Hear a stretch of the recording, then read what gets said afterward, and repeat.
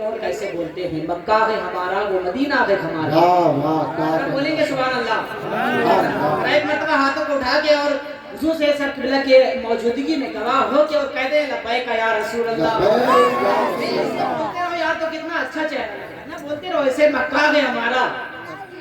صحیح کرو یار بھیا. مکہ ہے ہمارا, مکہ ہے ہمارا وہ مدینہ ہے ہمارا, مکہ ہے ہمارا وہ مدینہ ہے ہمارا, بغداد و نجف کلیر و دیوا ہے ہمارا. بغداد و نجف مکہ ہے ہمارا وہ مدینہ ہے ہمارا, مکہ ہے ہمارا یقیناً وصولوں کی سوگات ہوگی. نئے لوگ ہیں نئی بات ہوگی. میں ہر حال میں مسکراتا رہوں گا اگر آپ لوگوں کی محنت میرے ساتھ ہے. واہ کیا کہنا بے شک حق. ہاں بولے سبحان اللہ. مکہ ہے ہمارا وہ مدینہ ہے ہمارا, بغداد و نجف کلیر و دیوا ہے ہمارا. مکہ ہے ہمارا وہ مدینہ ہے ہمارا, بغداد و نجف کلیر و دیوا ہے ہمارا. اب جس دن سے قدم سید سالار کے آئے بھارت پہ اسی روز سے قبضہ ہے ہمارا. قدم سید سالار کے آئے, جس دن سے قدم سید سالار کے آئے بھارت پہ اسی روز سے قبضہ ہے ہمارا, بھارت پہ اسی روز سے قبضہ ہے ہمارا. اور سرکار کے دشمن سے بولے گا جہنم ابے آجا ادھر آجا تو نوالا ہے ہمارا. ادھر آجا تو نوالا ہے ہمارا, آجا ادھر آجا تو نوالا ہے ہمارا. منبر رسول پہ آپ ملاحظہ فرما رہے ہیں ملک ہندوستان کے وہ عظیم عظیم شعراء, وہ عظیم عظیم خطبہ تشریف لا چکے ہیں.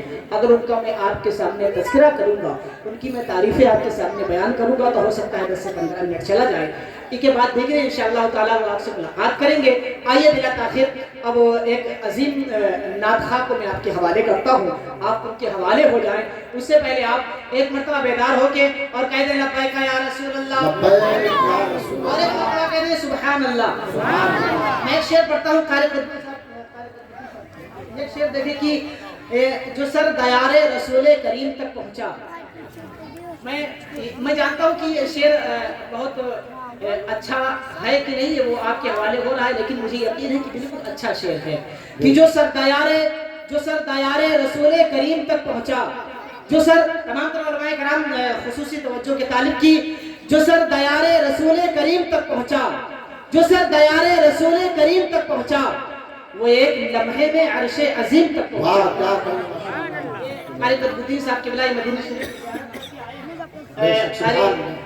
اندلیب گلشن رسالت حضرت قاری محمد اسرائیل مسعودی صاحب قبلہ بھی جلدی میں زیارت حرمین شریفین کا انہیں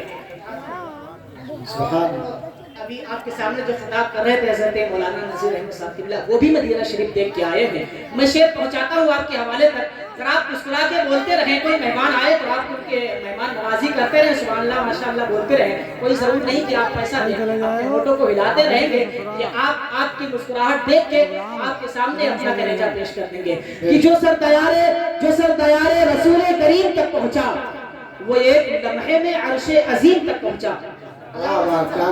کہ جو سر دیار رسول کریم تک پہنچا, وہ ایک لمحے میں عرش عظیم تک پہنچا.